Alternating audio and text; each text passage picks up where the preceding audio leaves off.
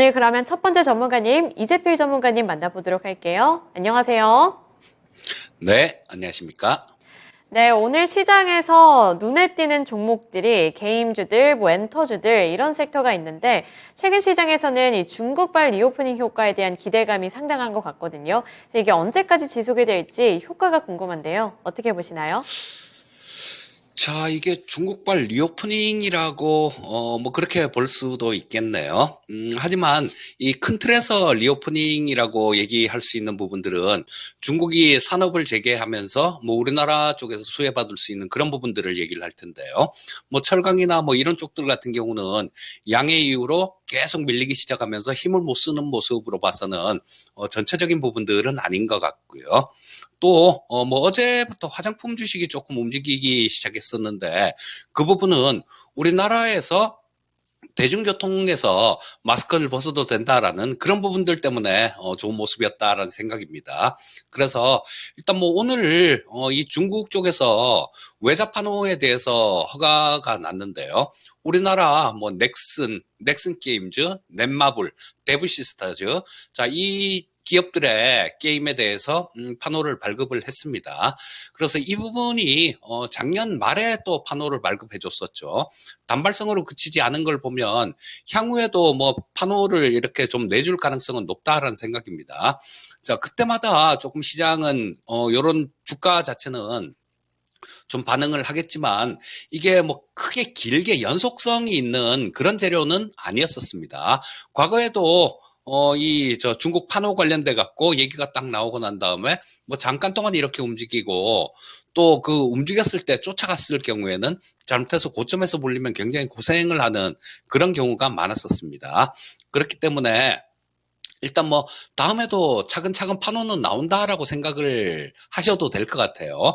그렇다면 지금 뭐 이렇게 움직였을 때 쫓아가는 게 아니라 좀 눌려 있는 구간, 조정받는 구간들 그런 구간들을 이용해서 차근차근 모아가는 게 가장 좋다라는 생각이고요. 일단 뭐 중국 리오프닝 관련된 내용들은 우리나라 전체 시장에 미치는 영향은 좀 극히 제한적이다라고 보고 있습니다. 자, 지금 이 중국 쪽 차트를 한번 보시게 되면요.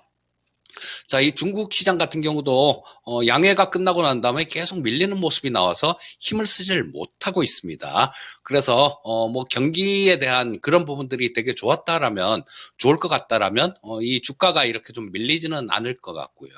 또 이쪽이 좀 중국이 리오프닝을 이렇게 해서 좀 나아진다고 하더라도 우리나라에 미치는 영향은 과거 같지는 않을 것 같습니다. 지금 이 중국도 지금 미국 쪽에서 하는 걸 봤죠. 저 러시아 쪽 같은 경우 적성국이겠죠. 뭐 이런 쪽에다가 뭐 수출 제한하고 막 이런 부분들을 봤습니다. 그래서 지금 반도체 같은 경우도 마찬가지로 굉장히 제재를 많이 하고 있죠. 이 중국 정부도 생각을 하고 있을 겁니다. 이 뭐 우리나라에서 지금 뭐 중간재 뭐 이런 것들을 사갖고 가서 만들어서 수출하는 그런 부분들이 상당히 많은데요. 어쩌면 미국이 개입했을 경우에 우리나라에서 받아 쓰는 물량들 이런 부분들이 원활하지도 않겠다라는 생각을 할 겁니다. 우리나라 역시 마찬가지였었죠. 전에 일본이 수출 규제를 했을 때 반도체 소재 쪽, 뭐 이런 쪽 수출 규제를 했을 때 우리나라도 급격하게 기술 개발을 해서 그 대체제를 찾았지 않습니까? 그리고 과거에 또 요소수 문제가 있었죠. 중국 관련된 부분들은. 이런 부분들을 보고 야, 우리가 지금 이런 것도 못 만드는구나라고 그렇게 경각심을 느끼고 어느 정도 뭐 좀 내재화를 했고 저 반도체 가스도 마찬가지였었죠. 저 러일 전쟁이 저 러시아하고 우크라이나 전쟁이 터지면서 이 저 뭐 네온가스 같은 것들 이런 것들 수급이 원활치 않았습니다. 그래서 그런 부분들을 전부 다 좀 내재화를 어느 정도 하려고 그래서 생산 시설도 만들고 막 그러잖아요. 중국도 마찬가지다라는 생각입니다. 우리나라 쪽에서 이 수입해가는 물량들 이런 부분들이 경우에 따라서 국제 정세에 따라서 원활치 않을 수도 있으니까 그들도 마찬가지로 우리나라에서 수입해가는 물량들 이런 부분들을 내재화를 위해서 뭐 굉장히 좀 지금 투자도 많이 하고 있는 걸로 알고 있어요.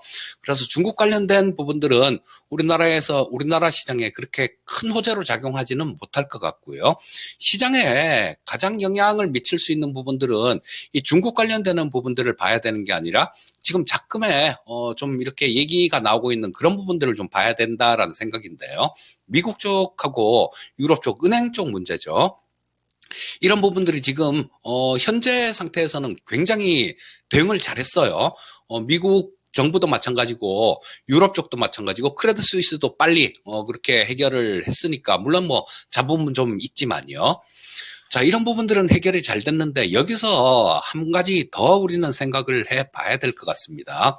지금 은행 쪽들 이런 쪽이 조금 위험하다라는 그런 얘기들 뭐 또 지금 터진 것들이 몇 개 은행이 되는데 그 밑에서 물 밑에서는 얼마나 많은 은행들이 지금 그렇게 고생을 하고 있는지 알 수가 없습니다. 자, 그래서 이런 부분들은 이 기업들 측면에서 보면 어떨까요? 은행만 이렇게 조금 뭐 그냥 살려놓으면 이게 끝나는 걸까요? 그렇지는 않을 겁니다. 은행들은 이게 뱅크런 사태 내줄 돈이 없어서 터진 사태니까요. 은행들은 돈줄을 그냥 좀 쥐고 있으려고 할 겁니다. 그렇게 되면 기업들한테 대출을 해주는 부분들 이런 부분들도 마찬가지 엄격해질 수 있는 그런 부분들이고요. 또 이것뿐만 아니라 기업들은 그러면 뭐 대출이 엄격해지면 회사채나 이런 부분들을 발행을 해서 좀 자금을 조달해야 될 텐데 지금 뭐 이런 상황에서 그 자금 조달이 원활치가 않을 겁니다. 그리고 또 이 회사채를 발행을 한다고 하더라도 과거하고는 비교도 할 수 없는 그런 높은 이자를 줘야 될 거예요. 그렇기 때문에 지금 뭐 이런 자금의 상황들이 조금 미국의 경기 침체하고 이어질 가능성도 상당히 높은 그런 상황이다라는 생각이니까 시장을 보실 때는 그런 부분에 초점을 맞춰서 보시는 게 좋겠습니다.